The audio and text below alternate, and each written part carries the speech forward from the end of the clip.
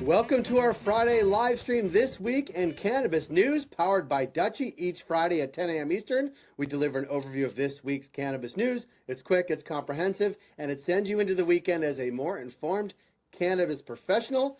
And it's all made possible by our friends at Dutchie. You can find and connect with the team there through a link in the show notes. And following today's rundown of the news, we'll share a conversation Jeremy and I had with Andrew Graham of Nug MD, with whom we've partnered on a new quarterly report about economic anxiety among cannabis consumers and its potential impact on cannabis sales. So hold tight and let's get to it. The ICE raid on California's cannabis company Glass House Brands facility resulted in 361 arrests and one death of a Mexican national, Jaime Alanes Garcia. The raid has become a political football, with California Governor Gavin Newsom, HHS Secretary Kristi Noem, and Customs and Border Protection Commissioner Rodney Scott all weighing in. Glass House Brands, for their part, said it has never knowingly violated applicable hiring practices. Now, this is an ongoing story, so for updates on this story and others, follow cultivated.news. Florida's cannabis market is slowing down, according to statistics from Florida's Office of Medical Marijuana Use. As of May 2025, annual patient growth had fallen to 3.4% from 8.4% this time last year, and total sales have decreased. Since Florida failed to pass legalization in November, the biggest cannabis companies operating in that state and the stocks of those companies, Air Wellness, Curaleaf, Trulieve, and Verano, are all down over 63%. And last week, the Wall Street Journal published an op-ed titled "Legal Marijuana's Disastrous Legacy." This week, Cultivated's editor-in-chief, Jeremy Burke, responded in our newsletter. You can read the full thought piece on cultivated.news, but here's a snippet of Jeremy talking about one of the benefits of legal markets: product safety and transparency. While the testing infrastructure isn't perfect, at least we know how much THC they're ingesting because legal products are labeled. They're able to choose lower doses or higher doses based on their needs and not rely on what's handed to them in a Ziploc bag. Read the full piece on cultivated.news. And People Moves, Marijuana Policy Project, which is the largest American cannabis advocacy group, said Adam J. Smith would be its new executive director. Smith brings over 30 years of experience in the drug reform movement, which the organization hopes to take advantage of. To our official insights partner, Lit Alerts, who note it's often difficult for retailers to understand where they fall in comparison to other broader state markets. Cannabis retail is a local business, so much of the comparison is often focused on their local town or surrounding towns. Our partners at Lit Alerts looked at the average monthly sales during Q2 of 2025 to give retailers in key East Coast markets a benchmark of what quartile their store currently falls. New York, New Jersey, and Maryland, considered growth markets as their adult use programs started in the last few years, tell very different stories. New Jersey and Maryland's top quartile is in a similar range, while New York's top quartile trails by about 50%. And as you travel down to the second, third, and fourth quartiles, we see New York and New Jersey running much closer to each other, while Maryland actually pulls away and is outperforming. And it's important to note, Maryland also has fewer retail stores than the five states that have been analyzed. Pennsylvania is the lone medical-only market in the group that Lit Alerts looked at, and interestingly, looks like the most reliable. The top quartile outperforms both New York and Massachusetts, while the bottom quartile still boasts a respectable $200,000 per month per store. Massachusetts is listed in the Lit Alerts listing here because it is a comparison to see how a mature market is currently broken down. If you want more insights like this on a weekly basis from Lit Alerts, check out cultivated.news for a special offer from Lit Alerts. And finally, one fun thing, this one from the keen-eyed reporters at Marijuana Moment. Despite the fact that federal government considers cannabis a Schedule I drug with no medical uses, a Department of Agriculture guide identifies cannabis sativa, the scientific name for cannabis, as having medical applications, which further highlights the obvious contradiction between reality and federal policy in the U.S. We have a link to the story from Marijuana Moment on cultivated.news. And finally, we wanted to share a conversation Jeremy and I had with Andrew Graham from NUG-MD, with whom we've partnered on a new quarterly report about economic anxiety among cannabis consumers. So here is this conversation between Jeremy and I and Andrew Graham from NUG-MD. Andrew, thank you so much for being here. Jeremy, thank you for being here as well. Andrew, I wanted to connect with you at the end of this week because early this week, well, as early as it can get, on Monday, we both released the Cannabis Consumer Anxiety Index. And this is not an index of how people get anxious when they smoke pot. This is actually something at the intersection that you brought to us that we are psyched about, which is trying to gauge how consumers will spend money based on economic indicators. Do I have that right? Absolutely. Yeah. And what did we find? So, okay, here's where I'd start, right? A lot of the polling work that we do at the Cannabis Consumer Poll ends up invalidating, the tired stereotypes that a lot of folks have about cannabis consumers. The Economic Anxiety Index does not do that, right? The index shows that cannabis consumers aren't really outliers in terms of their feelings on the economy. Our index shows moderate anxiety among cannabis consumers, but that anxiety is verging on high. In other words, it shows anxiety is considerably higher than folks in the industry and even outside of it would want it to be. Other indexes that measure this sort of stuff, consumer sentiment and so on, show roughly the same directional trend. Consumers are anxious right now, kind of across the board. Broadly, at a macro level, consumers right now are concerned about the economy and what it might do to their finances. That's, that pretty much is evident throughout all these, different mechanisms of measuring that sort of stuff. Specifically, consumers are worried about rising prices more than they're concerned about falling or stagnating wages, anything on the income side of things, right? That's broadly what these indices show. Polling that we did back in February, and this is kind of how it relates to cannabis, right? Bridging back to our sector. Polling we did back in February shows that around 2 in 3 cannabis consumers think that inflation is going to drive down their spending on cannabis. So the bottom line is that our polling data kind of confirms that cannabis consumers are feeling the same kind of just generalized economic anxiety as the broader US population. So no real surprise there, but it is validating as to, just giving us more and more evidence about what we're all seeing with our own eyes. Andrew, talk a little bit about the methodology to put together the consumer index.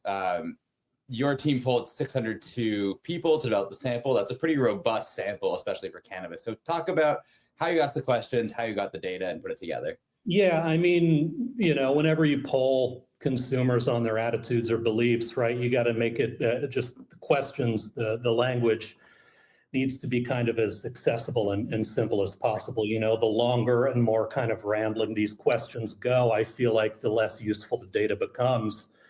In terms of our broader sample, I mean, we use the same sort of methods that other pollsters use to gather the sample. The only difference is ours is obviously not a general consumer sample. Ours is a sample of consumers who purchase and use cannabis in 27 state legal markets. So we're not polling folks who are still, whether by force or by their own choice.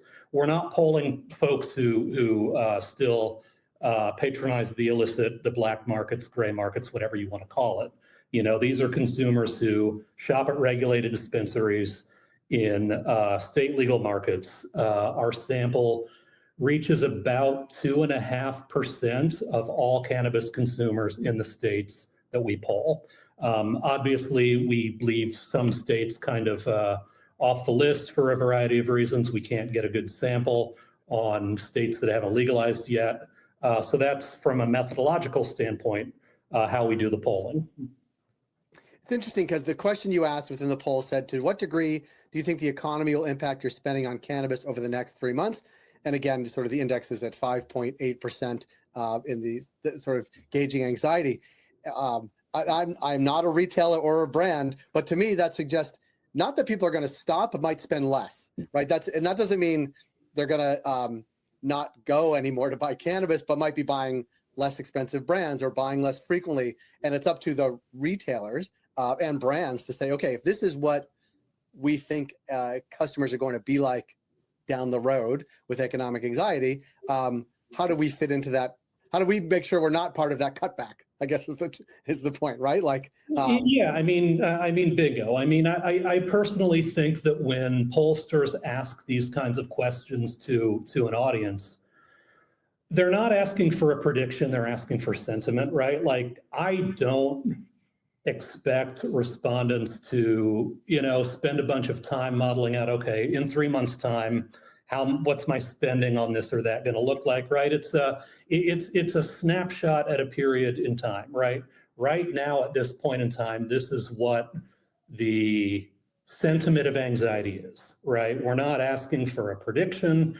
We're kind of asking for just what's the general overall sentiment. So when we ask how is it going to affect spending, I feel like what we're really asking is how anxious are you about the economy, period. Right. Yeah. Does this, I mean, Andrew, this is sort of a broader question, but, I think the traditional investment community looks at cannabis in the same way they look at a sin stock, right? How when there's a recession, spending on tobacco or cannabis or gambling maintains robustness in a way that other sectors don't. Do the results of this poll change that a little bit? Because the economy in the start of the Trump administration has been struggling a little bit. I mean, we got some good numbers last week, but does it change the idea that cannabis is robust to recession if consumers are anxious? Yeah, it's a good question, and I'm perfectly comfortable saying I don't know. Yeah. I guess, yeah. Yeah, I just don't know. Maybe, maybe not. I mean, to Jay's point, though, this data, I mean, should be pretty relevant to brands. I don't think that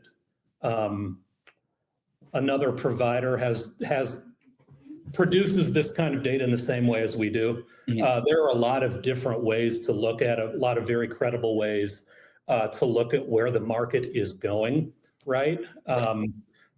We, kind of have our niche, and we're happy to, just fit into that niche, which is consumer polling of cannabis consumers. What I will say though about your comparison to the so-called sin stocks or whatever, different polling that we've done established that consumers look at cannabis more for wellness than indulgence, right? So I don't think that you talk about cannabis stocks or whatever, I don't think that it's right or really fair to the industry or really to other industries to put cannabis alongside gambling, alongside alcohol, whatever else the case may be. Like the consumer motivation, at least according to the polling that we've done, is quite different. And so I just don't think it belongs there. It needs to be somewhere else.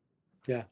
Interesting. And Andrew, this is not going to be a one-time thing we do. We're going to do this on a quarterly basis together. What's the next horizon that we're looking at to do something like this again?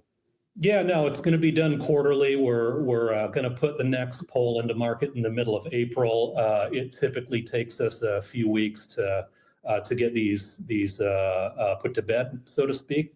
But yeah, it's going to be a quarterly tracker. And I mean, honestly, a year from now, the data is going to be more valuable than it is now because you'll get a comparable, right? And that's really what I feel like we're all going for is, monitoring the sentiment over a long period of time is just going to be yet more meaningful for brands, I feel like. At least I hope so. I think so too, and it can marry up with actual sales data, and you can see how it's been impacted. It's good insight today. It'll be good insight every quarter, and it'll also be good to see how it plays out in real time, even though we're giving a snapshot of sentiment. And I just want to say, from Jeremy and I, we're super proud and happy to be partnered with you on this because it is something that nobody else is doing, and we like doing things that nobody else is doing. Yeah, right. Yeah. And we'll have you back every quarter to talk about it. And for those that want to get a look at it, you have to subscribe to cultivated.news, which we encourage you to do all the time anyway. Andrew, thanks for your partnership. Thanks for this week, and we look forward to connecting with you again soon. Thank you. And I got to get me one of those hats, Jay. Yeah. I have one for you. I have one, and it's for you. That's exactly what I mean. So when we see you, I will give it to you, I promise. I appreciate that, and I appreciate the time. Thank you You got both. it. Thanks, Thank all. you. Thank you again, Andrew, for joining us to record earlier this week. Thanks to all of you for joining us here today. Thank you to Lit Alerts for your partnership and exclusive insights. And especially today, thank you, Dutchie, for making this show possible each and every week. You can find all of these stories and much, much more on cultivated.news. We hope you get our newsletter there. We would also love if you follow us on LinkedIn, find us on YouTube, and subscribe to us there as well. We'll be back next Friday, 10 a.m. Eastern, right here on This Week in Cannabis News, powered by Dutchie. And I'll be doing the show next week from the Boston area. So if you're in the Boston area and want to have the show done from your location, hit me up in the show notes. Have a good and safe weekend, everybody.